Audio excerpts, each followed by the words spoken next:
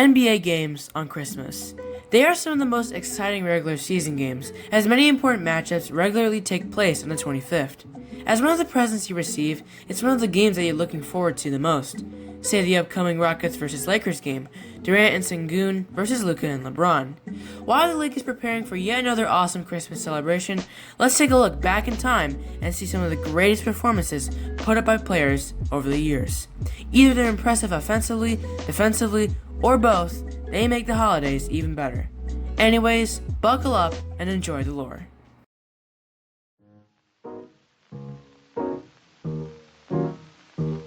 The first performance we're going to be taking a look at is actually a record for the highest scoring on Christmas ever. In 1984, All-NBA first team and runner-up to Larry Bird in the 1984 MVP race, Bernard King, who averaged an incredible 32.9 points per game, along with 5.8 rebounds and 3.7 assists, had the performance of his life to a crowd of over 10,000. He began the game immediately on fire, putting up many smooth mid-rangers.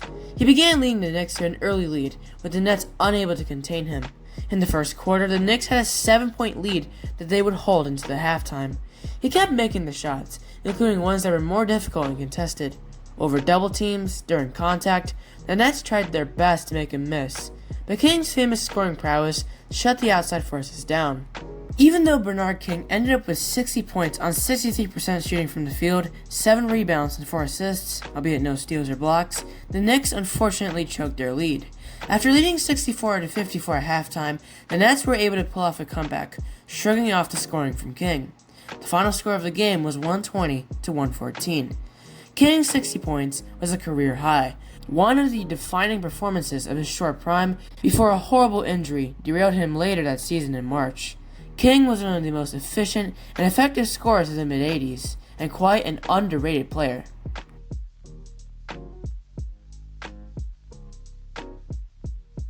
After the retirement of Michael Jordan at the end of the 1992-93 season, the Bulls were no longer at their championship contention form anymore. While they did force the Knicks to a 7-game series in the 94 playoffs, without Jordan, the team didn't have enough power anymore. Before Jordan's comeback in March, Pippen was the number one option by far. But unfortunately, unlike the 1994 season, the Bulls actually struggled to be in playoff contention before Jordan's return. After a win to the Bucks on March 17, 1995, the Bulls were only 34-31. Thankfully for the Bulls, there was at least one moment of major positivity, and that came on Christmas. For this game, the Bulls faced off the Knicks, who had made it to the NBA Finals in the prior playoffs. Both teams had an almost equal record up to this point, 12-11 for the Knicks and 12-12 for the Bulls.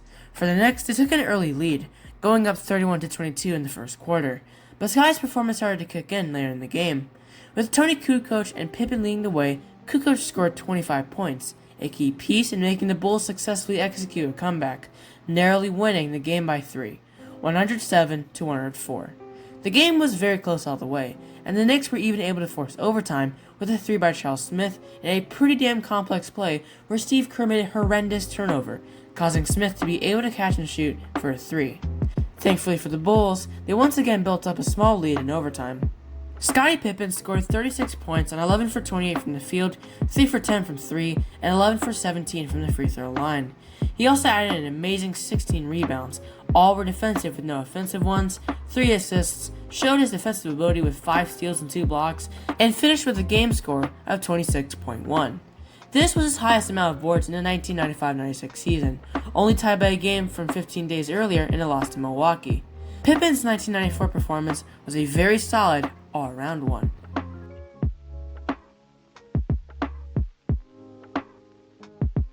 Fast forward to 2010, and the kid from Akron, LeBron James, went from a middle school standout to the Miami Heat after the decision, which caused massive outrage and feelings of betrayal from Cleveland fans. As we all know, he became part of the Heatles, a big 3 consisting of James, Dwayne Wade, and Chris Bosh.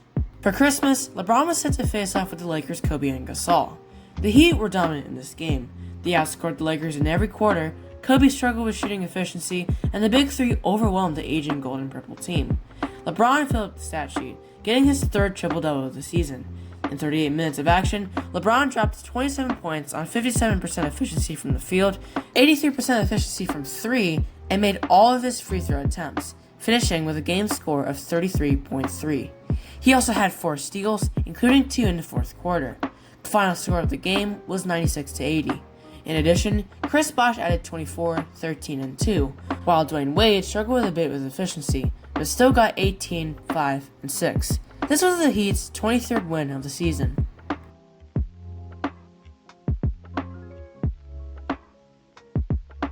Now we move to Wilt Chamberlain. You know, the big man that averaged 50 points per game and still didn't get MVP. Many talk about his incredible stats and stories, but much less talk about his Christmas game in 1961, unlike the 100-point game. Here, he set a record for the most rebounds on Christmas Day. Coming off a 78-point game from a few weeks prior, against the Knicks, where he would eventually drop 100 in March, the game was spectacular. It was forced into double overtime, and the Knicks would eventually win by just 1 point. Based on surviving box score records, minutes for the other Philadelphia Warriors players are missing, because Chamberlain was much more famous than the rest of the roster, so more record keepers were naturally going to keep track. For 58 minutes of playing time, Wilt gave 59 points on 23 for 44 from the field and 13 for 22 on free throws. Notably, he didn't dish out a single assist. Back in the early 60s, Wilt was known for scoring instead of playmaking like in his later days. He put up 36 rebounds in a record that is uncontested to this day, and probably will never be broken. The only player to come close, one of his biggest rivals in Bill Russell, who put up 34 boards 4 years later. This was the Warriors' 13th loss of the season. It was also the only overtime game of all the games played that day. Adding on to this, Wilt's teammates Paul Arizin and Tom Gola did pretty decently.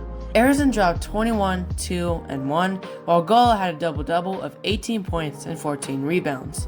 Guy Rogers dished out 12 assists, and preferably, I think it's likely most of these were to Chamberlain.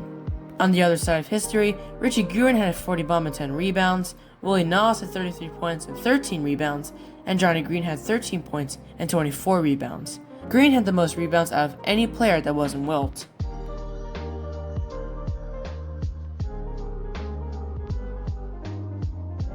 The last performance I'll talk about in this video is Tracy McGrady's one in 2002. In the 2002-03 season, McGrady had arguably the best season of his career. He was fourth in MVP voting, made All-NBA first team for the second year in a row, and averaged a league-leading 32.1 points per game, 6.5 rebounds, and 5.5 assists. McGrady was one of the best players in the league during his prime before injuries derailed him. During Christmas, he put up the 4th highest scoring performance of his season. Playing against the Detroit Pistons, one of the best defensive teams in the league, starring DPOY winner Ben Wallace, McGrady powered through.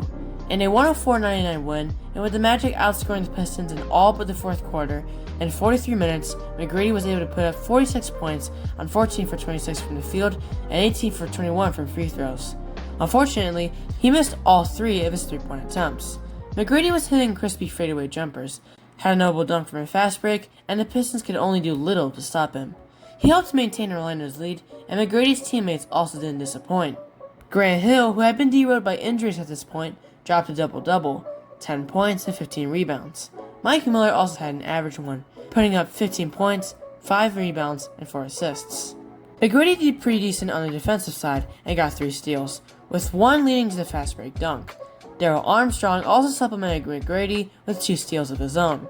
McGrady only committed 1 turnover despite top-of-the-league defense, and finished with a game score of 36.3. A fun tidbit from this game was that McGrady was listed as uncertain due to a prior injury. He apparently wasn't supposed to participate, but McGrady suited up otherwise and gave a show Orlando fans will remember for years to come.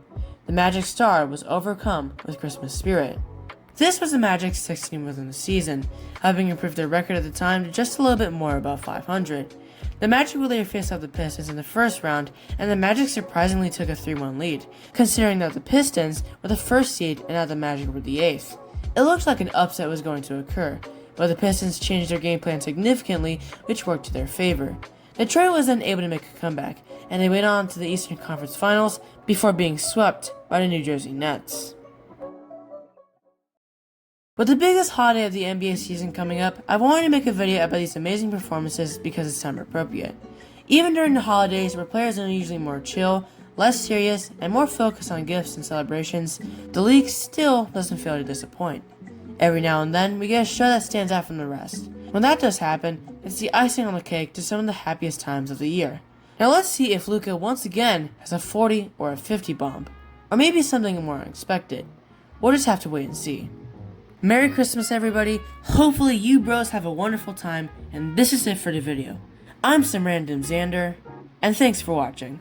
Goodbye.